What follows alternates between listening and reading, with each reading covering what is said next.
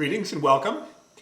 Today we're moving on in our consideration of far-right extremism and right-wing populism, moving on to a consideration of who the followers are and what the underlying attitudes and beliefs and values are of the followers.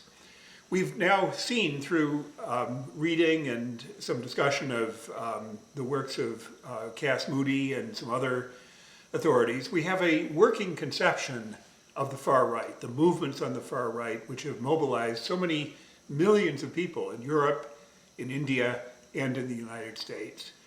These are values having to do with nationalism, xenophobia, racism, religious intolerance, and authoritarianism.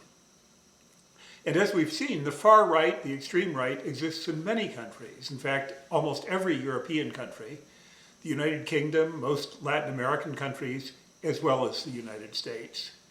And so in the course, it's very natural that because we want to understand what are the threats to liberal democracy. So we're faced with a really important and fundamental question. Who are the followers? Who are the citizens, the individuals who can be recruited and mobilized as activists in support of these pernicious values of nationalism, xenophobia, racism, and religious intolerance? Are there any demographic features that they have in common, whether it's gender, class, race, etc.? Are there distinctive and identifiable recruitment methods which are used in a variety of countries and cities? These are sociological questions and they are ethnographic questions. And fortunately, there are scholars in both anthropology and sociology who have studied these processes. But the really big and unanswered question is the one which is most compelling for all of us, I think, as we think about our current situation in the United States. Why does appeal to racism, anti-Semitism, xenophobia, anti-Muslim bigotry, why do these appeals to the dark side of our natures work in so many countries and in so many settings? Is there an underlying political emotion of fear and potential suspicion and animosity towards the other, which is a latent basis of motivation that xenophobic leaders, parties, and movements can always call upon? Are the politics of us and them unavoidable? As we've seen, that is the fundamental impulse of populism. Is it possible, on the other hand, to build a durable sense of a multicultural, multi-religious, and multiracial democracy that engenders support from the great majority of citizens? That is the kind of society which we aspire to in the United States, a multicultural, multi-religious, multiracial democracy which we can all support. And the question is, can we achieve such a democracy and can it be stable? So let's think a little bit about the history of racism in the United States. Of course, it goes back to the era of slavery, but in relatively recent political history, it has been a part of our politics since at least the politics of the GOP, the Republican Party, since Richard Nixon, who adopted a Southern strategy for the GOP. But Ronald Reagan in particular chose to elicit feelings of race, animosities around race, in a way which didn't explicitly refer to race, but which implicitly raised racial animosities. I'm quoting here from a book which is really quite valuable. It's called Deeply Divided by Doug McAdam and Cluse. And I'd like to read this quote. One of the highlights of Ronald Reagan's standard stump speech during his 1976 primary challenge to Gerald Ford was an outrageous story about an unnamed welfare queen from Chicago who had amassed a small fortune by using multiple Social Security cards to fraudulently collect welfare and other government benefits. Here was Reagan's actual description of the woman. Quoting from Reagan, "There's a woman in Chicago, she has 80 names, 30 addresses, 12 Social Security cards, she's got Medicaid, getting food stamps, and she's collecting welfare under each of their names. Her tax-free cash income alone is over $150,000. This is quoting from McAdam and Cluse. It was a great story, and one perfectly calibrated to curry the support of outraged white voters. Too bad it wasn't true. Now, moving forward to the time of the more contemporary politics, but from the Reagan years on, the strategy, quoting again from McAdam and Cluse, the strategy was to depict the GOP as the party of the law-abiding, tax-paying, quote, silent, mostly white majority, and to demonize the Democrats as the party of liberals and the undeserving, disproportionately minority, poor, whose dependence on social programs was taking money out of the pockets of hardworking, overtaxed, white Americans. The racial polarization is evident here.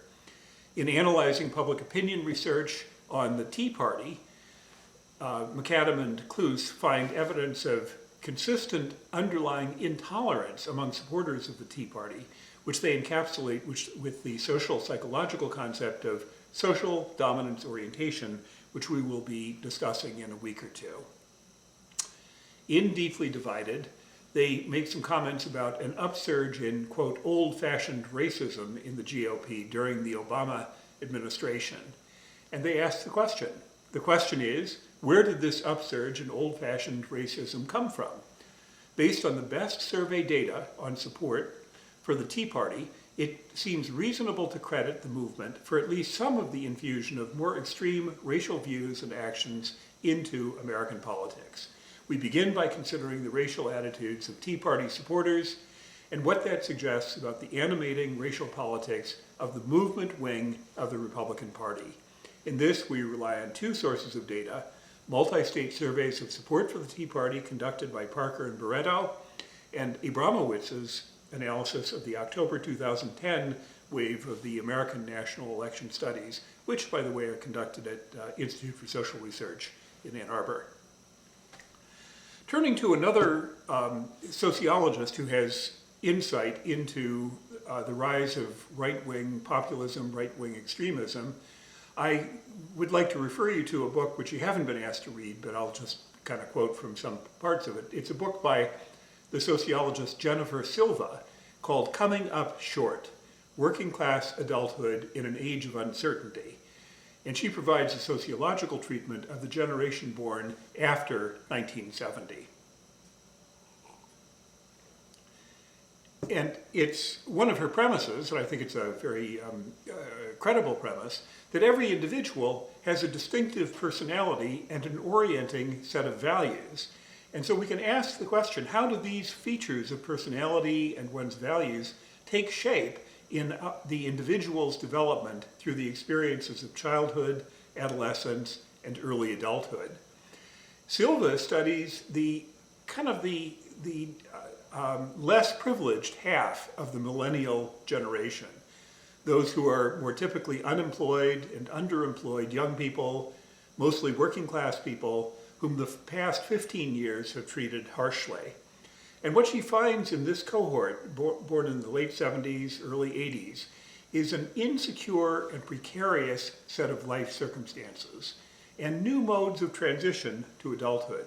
Becoming an adult in the 80s and 90s was very different from becoming an adult in the 60s and 70s.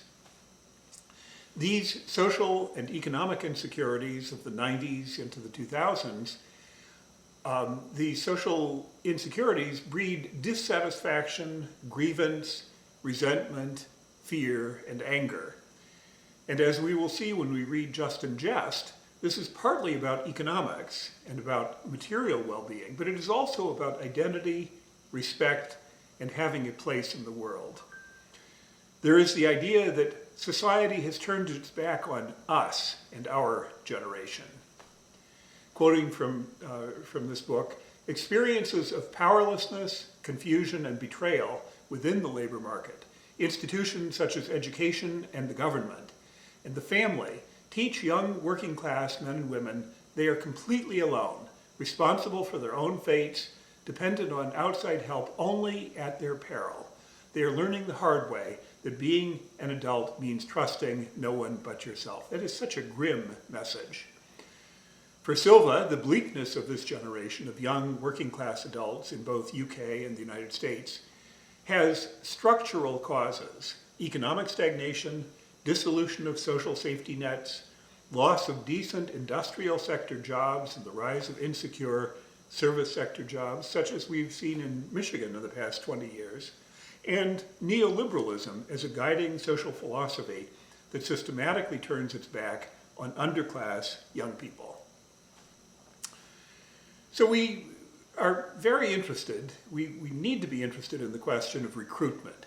What are the mechanisms through which new adherents to extremist organizations are recruited? What psychological and emotional mechanisms are in play that keep loyalists involved in the movement? Researchers find a heterogeneous set of circumstances that lead to extremist activism, and we're going to talk about one or two of them. Kathleen Blee is an amazing sociologist who has spent so much of her research life immersed in the most unsavory and frankly dangerous research context involving the Ku Klux Klan and other extremist violent organizations in the United States. She has done substantial research, firsthand observational participant research on racism and the extreme right. And she argues that mobilization and indoctrination are crucial. Quoting from Blee in the chapter that you read, intense activist racism typically does not arise on its own. It is learned in racist groups. These groups promote ideas radically different from the racist attitudes held by many whites. They teach a complex and contradictory mix of hatred for enemies, belief in conspiracies, and allegiance to an imaginary unified race of Aryans. So what are some of the factors which support the growth of right-wing support for extremist movements? Some of those factors that have been highlighted by sociologists and other commentators include economic competition and threat. That was Silva's point, and we'll see that it's also important for Just and Jest. But also the growth of self-described patriot and militia groups, especially in places that are losing jobs. There's also an increasing population of competing groups, including immigrants, minority groups, Catholics in some instances at various periods in our history. And there are political opportunities, unsavory opportunities, but opportunities for, quote, political realignment, which spurred the growth of the Ku Klux Klan, which could point to the decline of electoral influence of white, native-born Protestant men in the face of women's enfranchisement, and the surge in immigration. In other words, challenges to white male dominance in society by people of color and by women. Risk factors which have been identified by some of these sociologists and anthropologists include social class, but also the family environment, a fact of a history of trouble in school, and a fact of a history of racial conflict in one's neighborhood. So what are some of the mobilizational strategies which extremist right-wing groups use to cultivate especially young people, both teenagers and people in their 20s? Well, the ethnographers who've studied this find that it's a surprising range of activities. Extremist music concerts, for example, but also street clashes, gun shows, community and neighborhood issue meetings. Prison is a place where extremist right-wing activists get mobilized. We can ask the question, do people join extremist groups because of their prior extremist beliefs, or do they join and then gain these right-wing beliefs? And the evidence seems to suggest that both processes are at work. Sometimes people come into a right-wing extremist group or a white supremacist group because of a girlfriend or a boyfriend, a friend who brings them in, and then by associating with other extremists, they come to have those beliefs as well. Certainly, it's evident that in the past 15 years, websites, blogs, social media, chat rooms, online discussion boards have had a huge impact on the mobilization of right-wing extremism. Some of these researchers refer to a ladder of engagement, from concert to new friends to deeper involvement in an organization. One of the articles in this ethnography collection on extremist youth, which I didn't ask you to read, but I'd like to quote from, anyone who's interested, I can provide you with the PDF. This is about extremist youth in Sweden. And here is Michael Kimmel, the author, his description of some of the young men and boys who were attracted to the neo-Nazi movement in Sweden. He writes, "Insecure and lonely at 12 years old, Edward started hanging out with skinheads because he, quote, moved to a new town, knew nobody, needed friends. Equally lonely and utterly alienated from his distant father, Pele met an older skinhead who took him under his wing and became a sort of mentor. Pele was, quote, a street hooligan, hanging out in street gangs, brawling and drinking with other gangs.